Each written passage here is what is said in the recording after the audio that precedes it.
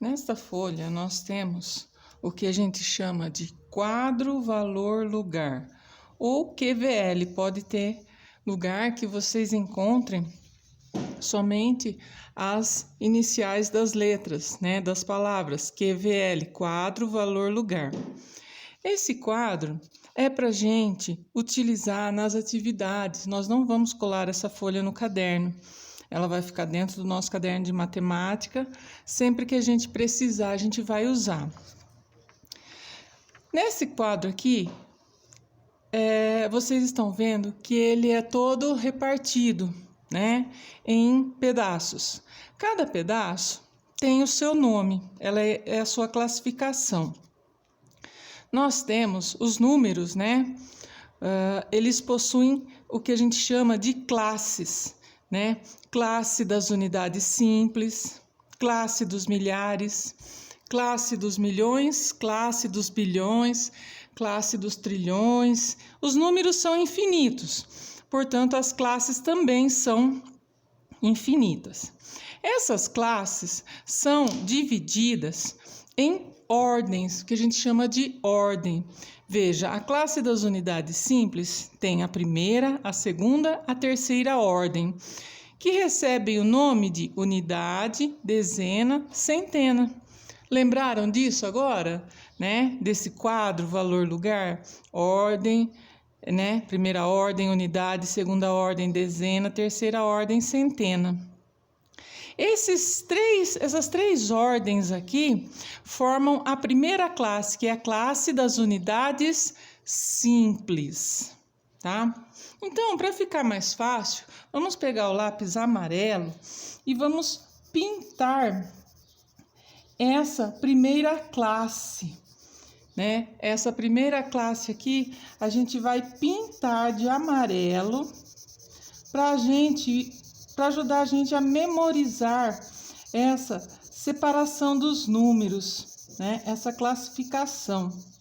Então, pega seu lápis amarelo e pinta aonde está escrito classe das unidades simples, primeira ordem, unidade, segunda ordem, dezena, terceira ordem, centena. Depois, nós temos a próxima classe. A próxima classe é a classe dos milhares. Nela, a gente encontra a quarta ordem, a quinta ordem, a sexta ordem. Na quarta ordem, a gente tem unidade de milhar, dezena de milhar, centena de milhar, tá? Vamos pegar o lápis vermelho e vamos pintar a classe dos milhares. Não precisa pintar muito forte para não esconder o que está escrito, tá? Então, pinta aí na tua folha a classe dos milhares. Quarta, quinta, sexta ordem, unidade de milhar, dezena de milhar, centena de milhar. Isso daqui é mais uma revisão. Vocês já aprenderam isso, né? Já faz tempo, é só para a gente relembrar. Porque a gente vai precisar lembrar disso para continuar trabalhando. A terceira classe é a classe dos milhões.